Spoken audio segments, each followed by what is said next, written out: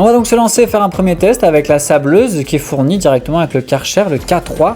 La lasure, elle a 10 ans, plein cagnard, plein sud. Elle a bien tenu jusque là.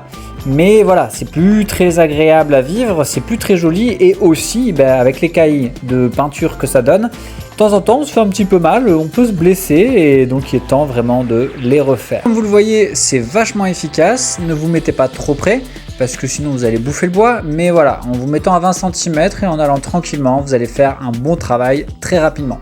La sableuse est super efficace et en plus de ça, c'est super satisfaisant de faire ce travail comme ça plutôt que à la ponceuse ou à la main carrément avec une feuille de ponçage, parce que voilà, ça aurait pris un temps fou. Là, ça va vite, on se voit avancer, on voit pas le temps passer. Donc là, on va faire un petit rinçage de ce qu'on a poncé.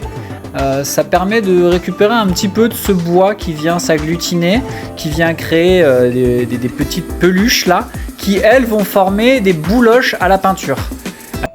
Donc sur la lance principale, vous avez la possibilité de vivre en soft, l'opération, c'est pour vous rincer votre matériel et tout ça, c'est très pratique.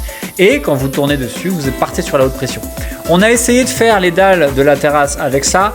Autant vous dire que ça va solliciter énormément votre Karcher et ça va consommer beaucoup plus d'eau pour le même résultat. Alors passez en sableuse, sur votre carrelage vous risquez pas grand chose.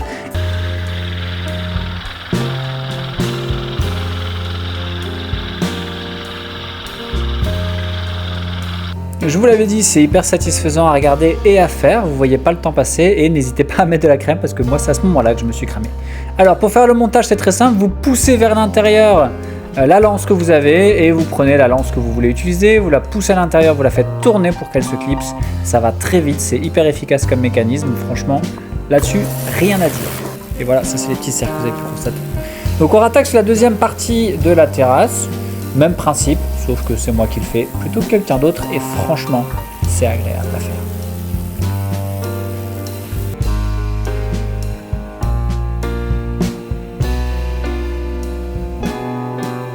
Donc là je vous montre le résultat avec la sableuse et je vais juste vous remontrer un petit peu l'efficacité du jet haute pression pour le même travail.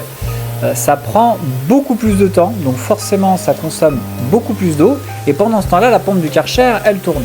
Donc forcément, même si en pression ça demande un petit peu plus de travail à la pompe, c'est plus efficace et c'est plus durable pour votre outil de l'utiliser avec la lance de sablage sur ce type de revêtement. Alors forcément, comme je vous ai dit, le sablage, faites attention à où vous l'utilisez pour pas commencer à abîmer le revêtement. Mais vraiment, il n'y a pas photo, la haute pression ça suffit pas pour ce travail-là. Voilà, une dalle, tu la fais en 20 secondes avec la sableuse. Il va te falloir 1 minute par dalle avec la haute pression. Exemple de revêtement que je vous déconseille d'attaquer à la sableuse. Alors c'est pas le carrelage qui va vous gêner, mais ce sont bien les joints de carrelage que la sableuse va venir faire sauter. Et donc je vous déconseille d'utiliser la sableuse là-dessus parce que selon la qualité de vos joints, vous allez avoir du boulot en plus derrière et c'est pas le but du jeu.